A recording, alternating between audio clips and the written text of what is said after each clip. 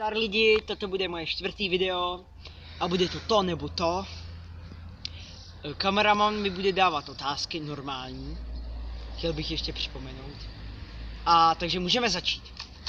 Takže Real Madrid nebo Barcelona? Barcelona. Pizza nebo špagety? Pizza. Rohlík nebo chleba? Rohlíky. Adidas nebo Nike? Adidas. Holky nebo kluci? Holky. Trenky nebo tanga? Tanga.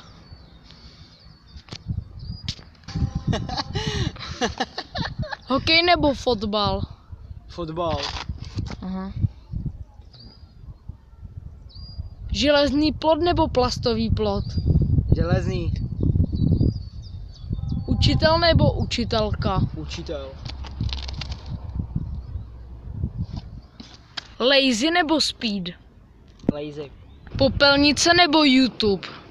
Popelnice. Nebo kamarád? No, na popelnice uvažuji hodně. Plasty nebo papíry? Tak plasty tě zahřejou, takže plasty. Prank nebo challenge? Prank. Proč? Je to vtipný, většinou se všichni lidi zasmějou, ale většinou se lidi víc zasmějou. Ale challenge taky. Ale já volím prank spíš. Psy nebo kočky? Kočky.